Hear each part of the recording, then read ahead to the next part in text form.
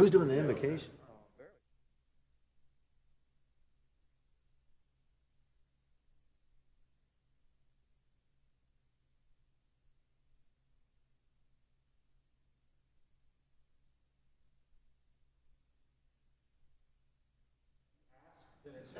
Well, I just happened to look down and notice that it was one of the ones who's not coming. So.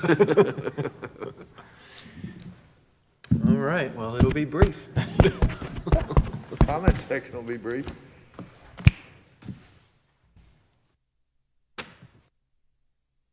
I call the meeting to order. Madam Clerk, call the roll, please. But before you call the roll, those of you who are viewing at home, if you notice some of our council members are still on Christmas vacation. So, Madam Clerk, if you don't mind, to those council members, wherever you are on vacation, if you're touring, we want to say good evening to you. And Madam Clerk, if you don't mind, call the roll, please. Maybe honeymoon still. Mr. Buckner, Reverend Campbell, Mr. Hood, Here.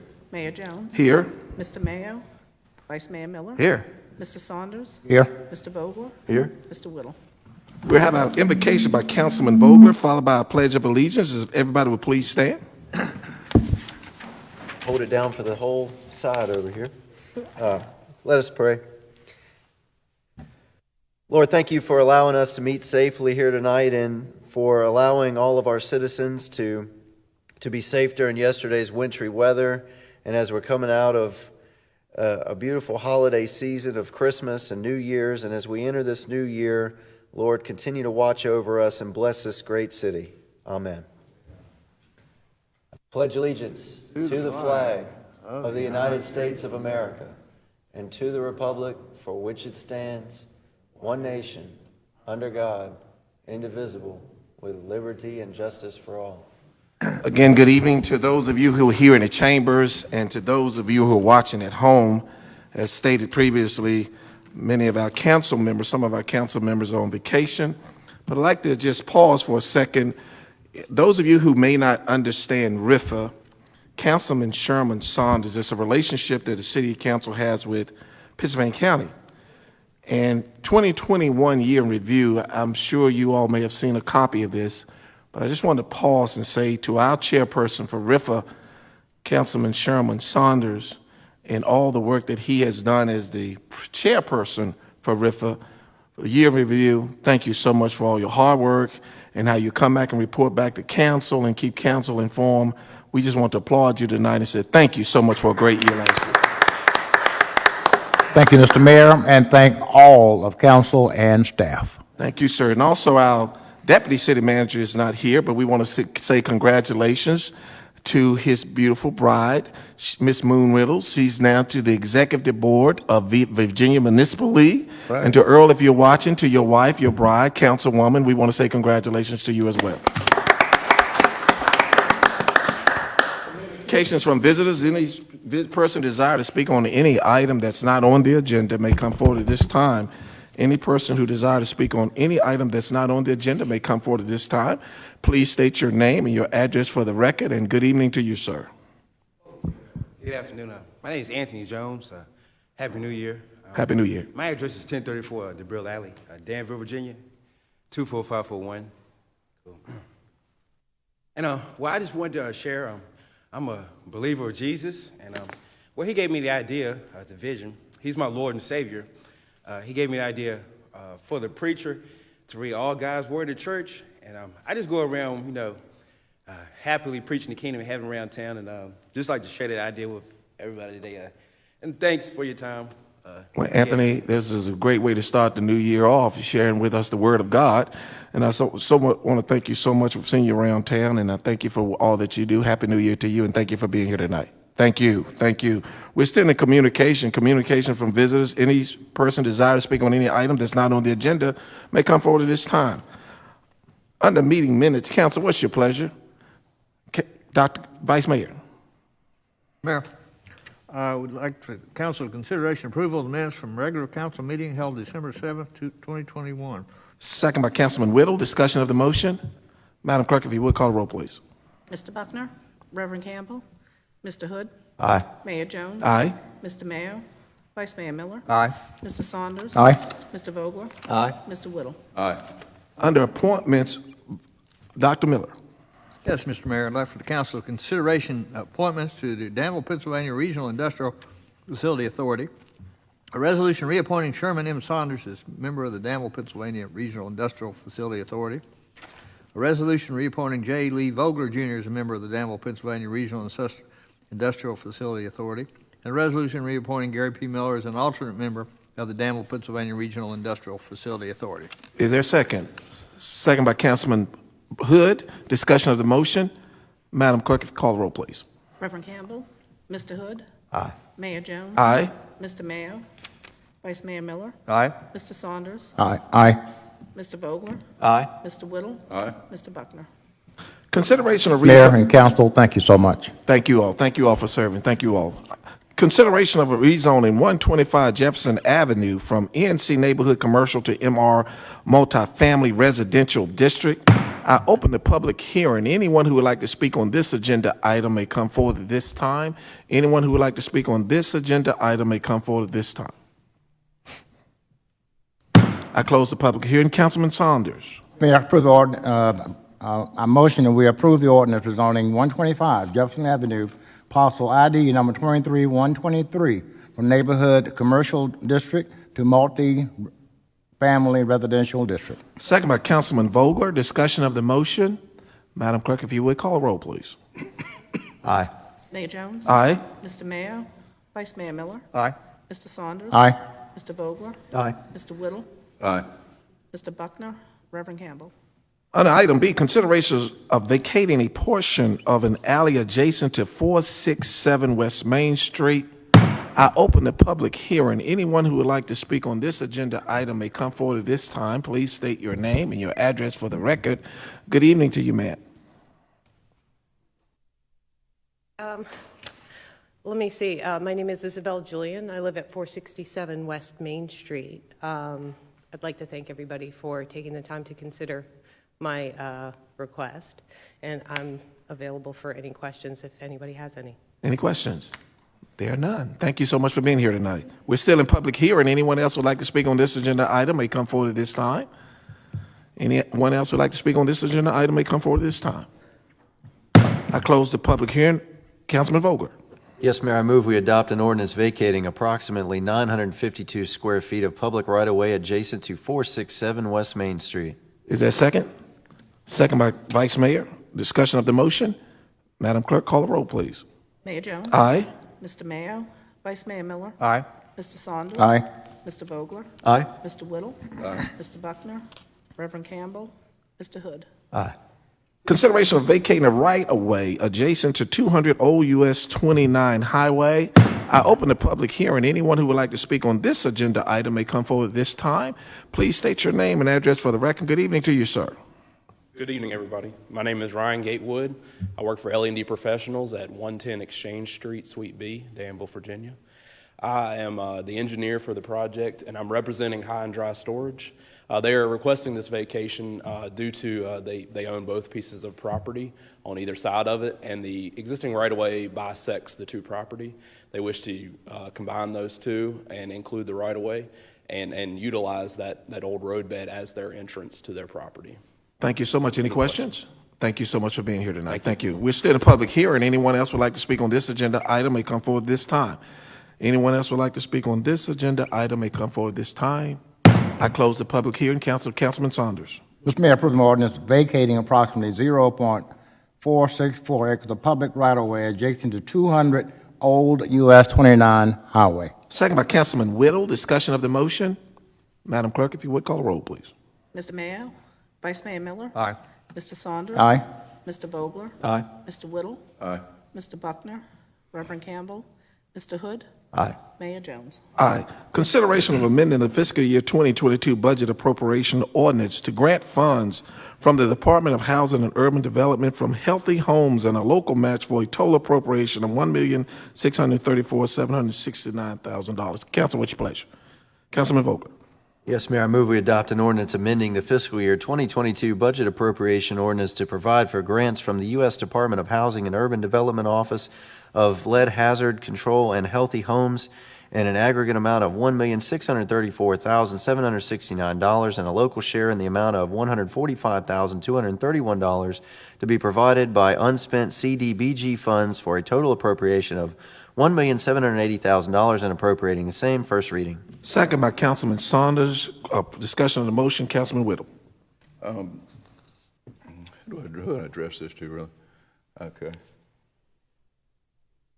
Our Assistant Public Works Director, Brian Dunwood.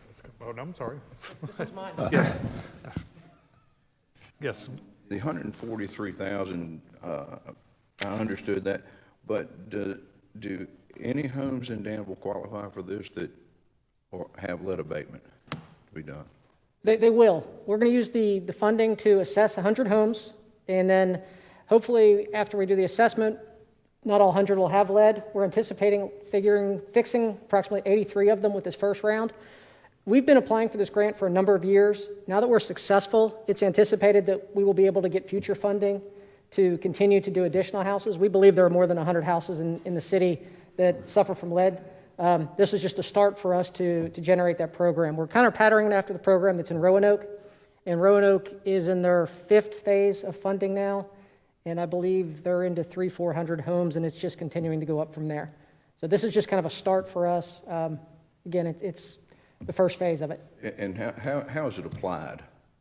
Once we establish the program, we will set guidelines on who can apply for the funding. It's probably going to be income-based. Once that is established, then we'll get a lead assessor to go out, determine whether the home has lead issues or not. Just because you have lead paint in a house doesn't necessarily mean there's an issue with it. There's ways to address it, encapsulation and other things. If it is a problem, then we can use these funds to help remediate the problem inside the house. So, yes, it can be removal, it can be painting over, it can be, it's both interior, exterior. Sometimes it's windows, old boiler systems that have it on the metal. There's a lot of different things, and there's different ways to treat each portion of it inside the house. So it just all depends on what happens. And that's why the assessor will go out and do the assessment of the facility, see what needs to be done, and then we'll go from there. Sure. Thank you. Thank you. Councilman Whittle, is your microphone on? Yes, Mayor. Okay, good. Thank you. Thank you. Thank you so much. That's first reading. Under item E, consideration of amending the fiscal year 2022 budget appropriation ordinance for State of Good Repair Program funds in the amount of $1,493,298,000. Council, what's your pleasure? Vice Mayor. Yes, Mr. Mayor, I'd like for the council to consider an ordinance amending the fiscal year 2022 budget appropriation ordinance for roadway maintenance projects to be undertaken within the city, be financed anticipating revenues from the Virginia Department of Transportation, or VDOT, State of Good Repair Primary Extension Funds in the amount of $1,493,498. First reading. The second. Second by Councilman Vogler. Discussion of the motion. First reading. Communications, City Manager. Yes, Mr. Mayor, thank you very much. Wanted to express my appreciation to the public for their patience as our Public Utilities Department has been working to restore people's power. As I'm sure most people know, this particular storm had a lot of heavy snow. We had a lot of scattered outages. And when we have scattered outages throughout our system, what ends up happening is that we have to go to multiple sites, and we only have so many crew members. Thankfully, we did get some help from the City of Wilson. They sent 10 linemen to us to help us to restore power to our customers.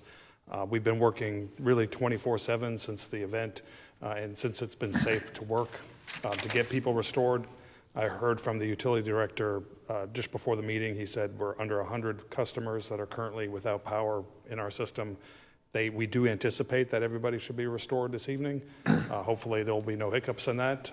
And I want to express my appreciation not only to our linemen, of course, who are working out there, and they started out in tough conditions, and it's been a little easier work, and it's still cold, but they're out there in sometimes very hazardous conditions trying to restore power as quickly as possible.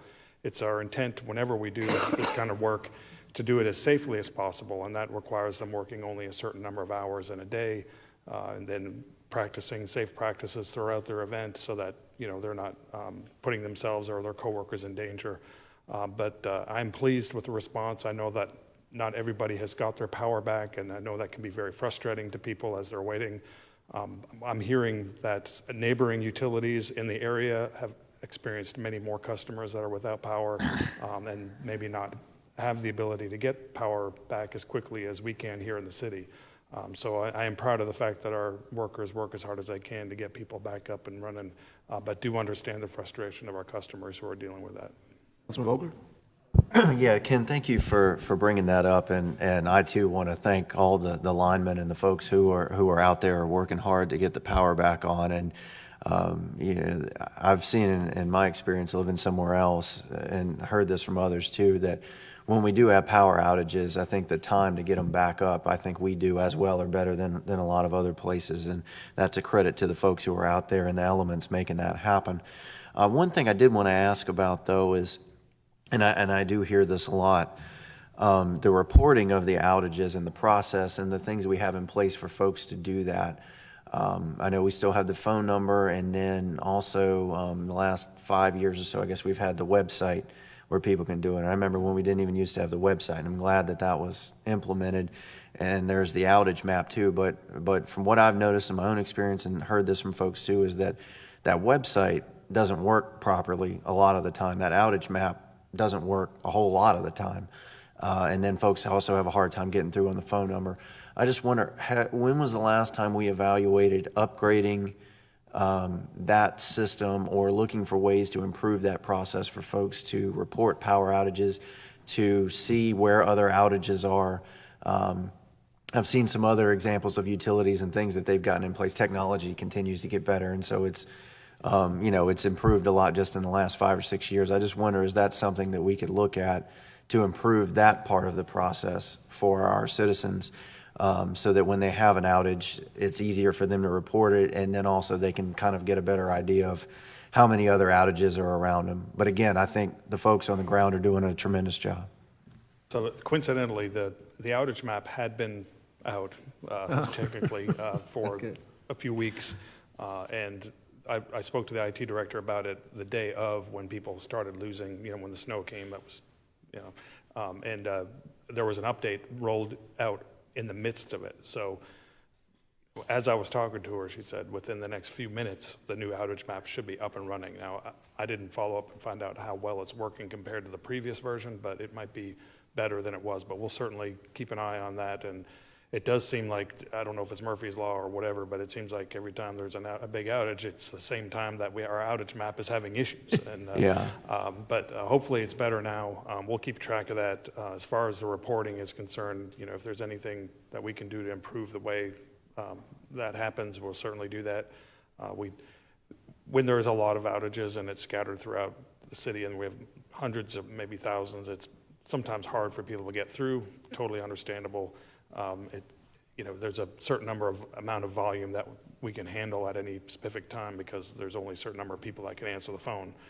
So that's probably part of it, but you know, we'll do our best to try to make things better. You know, we're a big believer in continuous improvement. Jason and I talk about this kind of thing on a monthly basis, so certainly we'll look into options to make it better. I think most people just want to know that we know that their power is out and that we have somebody that is going to respond to it. And if they can, they'd like to know if there's some estimate of the time. And you know, that's totally understandable, and we'd like to be able to achieve that for our customers because, you know, nobody likes to not know what's happening. So we'll do what we can to make that better. Thank you. Councilman, Dr. Miller? Yeah, well, thank you for explaining that, because I had several people ask me yesterday how do they determine if people know that they're out, and include my wife. She tried it and it couldn't get through to the, you know, figure out we were on the list. But I want to compliment the people. You know, I was feeling sorry for myself. We were without power for 18 hours, and last night I was sleeping in a chair in front of the fireplace trying to keep warm in my blankets. And now I realized that these guys and girls are out there in sub-freezing weather in the middle of the night trying to restore power to us. And they did. So I want to commend the people that came, and the people, our people, and the people from Wilson for coming to help us. Councilman Saunders? Thank you, Mr. Mayor. Mr. Manager, can you say that the question has to do with equipment versus limbs and trees? Say a little bit about in terms of our equipment is current, in good shape, up to date, However, when trees fall, limbs fall on the line, that is a major problem. That was what was the problem with this particular storm. The heavy snow created a lot of issues with limbs falling off trees or even trees falling over. I think we had 60-plus trees that fell down throughout the city, several of them impacting some lines. So that, of course, is time-consuming because if there's a tree on a line, Public Works can't remove the tree until Public Utilities has had a chance to make sure the line is de-energized so that it's safe to work around. And then you've got to take the time to cut the tree off the line, and then the crews have to come out and repair the line. So it just adds to the issue. Now, as far as the infrastructure, if you're talking about the lines themselves and the transformers and the substations and all the infrastructure that makes bringing power to people possible, I feel like we're in really good shape. We can always be better. We've got a number of substations that have either recently been completed as far as renovations are concerned or are on their way. They're on the list of things of substations to be improved. And I think we have 2 or 3 underway or in some stage of being underway at this moment. So we feel very good about that. We'll be in good shape when it comes to that. So City Council has been providing the resources to our utility department to be able to make those upgrades. In addition, we always budget for and City Council approves funds for right-of-way maintenance, which includes sometimes you have to go through and trim up a tree or trim up a right-of-way. So especially on the transmission lines, there's no trees that are kind of leaning over and can cause problems because even if it leans over a couple of lines, it could create an outage or strip a transformer or something and cause an outage. So we're constantly doing what we can to try to improve the reliability. There are some other things that we're talking about doing, including if we reconductor a line, which means putting a new line, replacing an old line with a new one, looking at whether or not it makes more sense depending on the situation, if it makes more sense underground, which would improve reliability as well. So we're looking at all sorts of options, and thankfully, I think the utilities funded well enough to be able to do those things. It's always a balance. You want to try to have as much reliability as possible, which of course means paying for equipment and paying for employees and all that kind of stuff, and balance that against our rates so that we're not too expensive as well. So it's just if you want super reliability, it might cost a little bit more. If you want lower costs, then you might not have as much reliability. So it's just the way we have to work in order to make things happen. Thank you. Thank you, Mr. Mayor. Thank you. Ken, I just want to say I remember being on council a while back and some of the avenues that we have in place now. And I'm going to start with Arnold, our PIO officer, and the information that Arnold pushes out. And then Mark Aaron, I don't know when Mark sleeps, but Mark is out there letting the public knows what's going on. And we told people the other day, Mark is a one-man show. And then our police officers, the accidents that were taking place, that our police officers, and then you see Public Works working around the clock. All of our staff. And when we tell people off the time, our staff, we talk about our staff, and I don't think people get tired of hearing it, but it's the truth.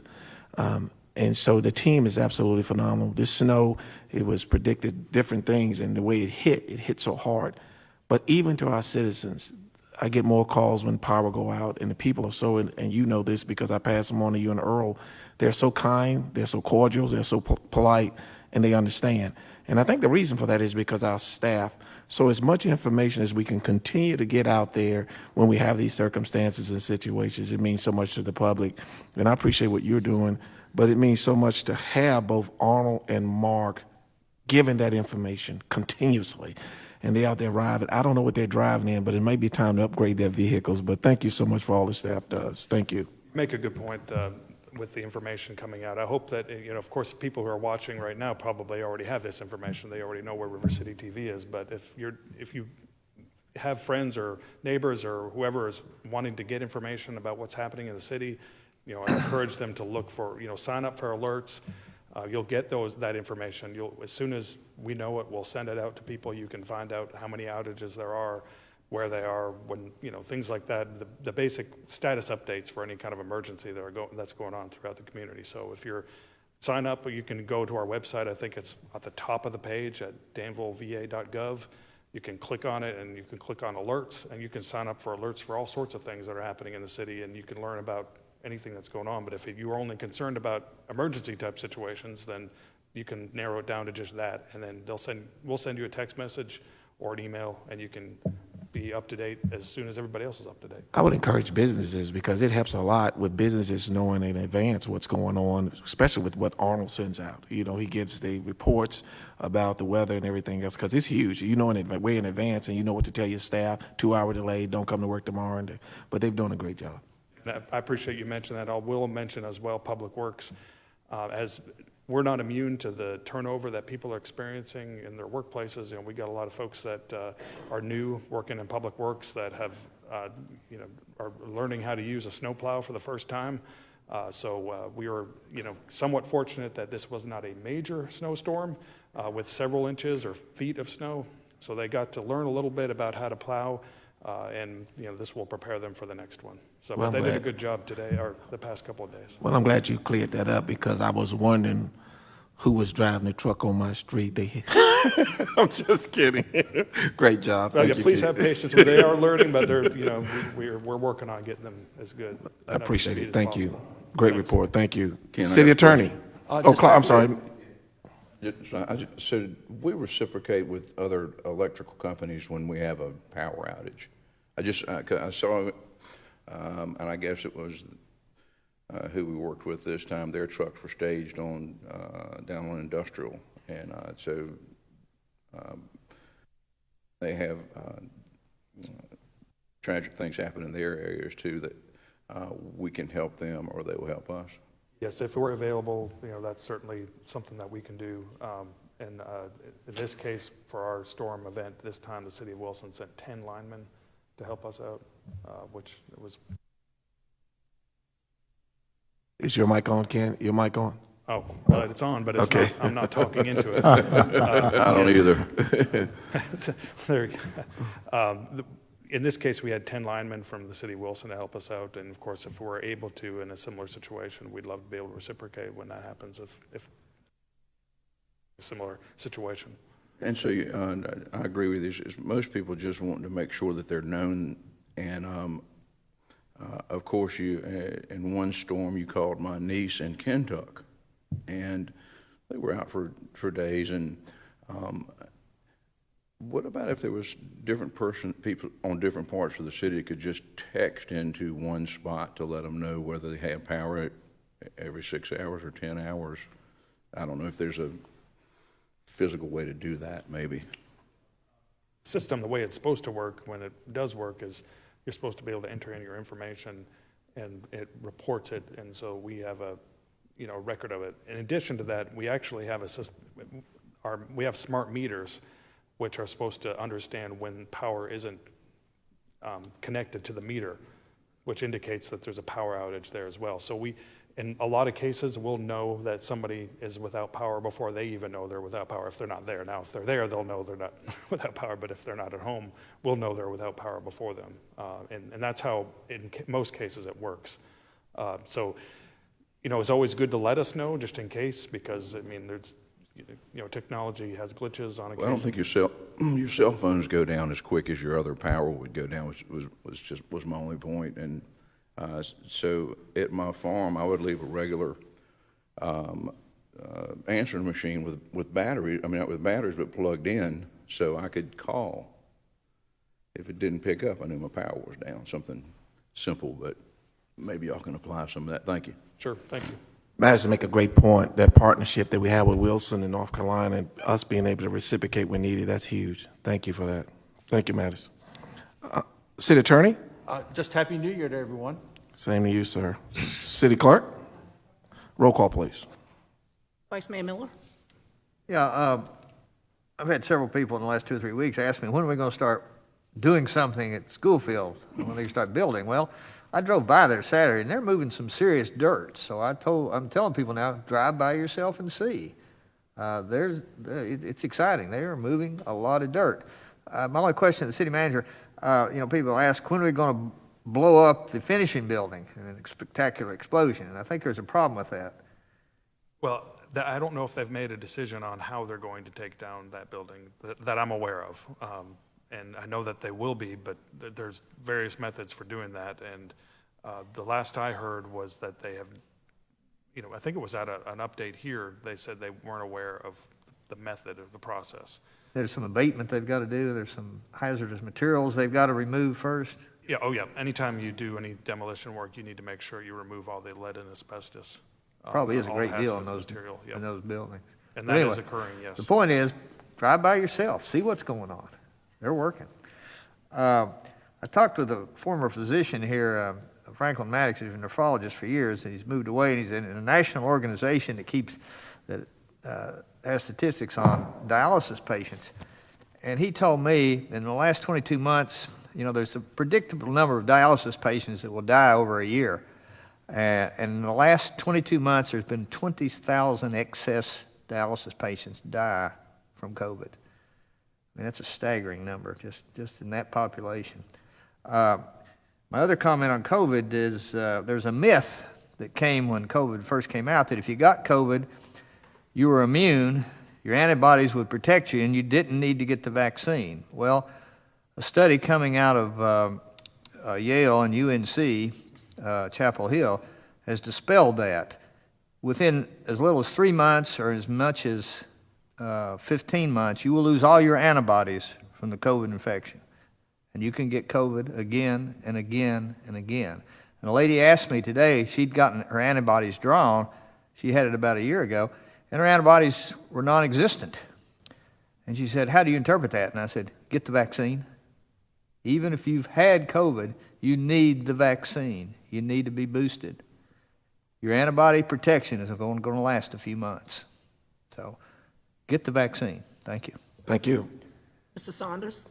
Yes, congratulations to Chairman Ingram and Vice Chairman Boxtel and members of the Pennsylvania County Board of Supervisors. Thank you, Mr. Mayor. Thank you. Mr. Vogler? I just want to say how grateful I am to live in this city and serve with this great city council. Thank you. Thank you. Mr. Whittle? I wish everybody a happy new year, and we celebrated my mother's 97th birthday over the holiday, and it was fabulous. Thank you. Wonderful, wonderful. Buckner? Reverend Campbell? Mr. Hood? Yes, I just want to give thanks to the Utility Department, excuse me, Public Works, and the linemen from Wilson, from working countless hours to restore power throughout our city. And if you look back at 2021, as a city, we witnessed what can happen in Danville. 2022, I see the city continuously working together and continuous to improve. Mr. Mayo? Mayor Jones? This is Madison to your mother. I don't know if many have had the great pleasure as I've had to meet Madison's mother. She's always smiling and always want to give you a hug. So, Mother, we want to say a happy 97th birthday to you. Again, it's been stated we've started the year off great. Want everybody to have a wonderful new year. To those of you who are here in the chambers and spoke tonight, we thank you for being here. And on that note, we are now adjourned.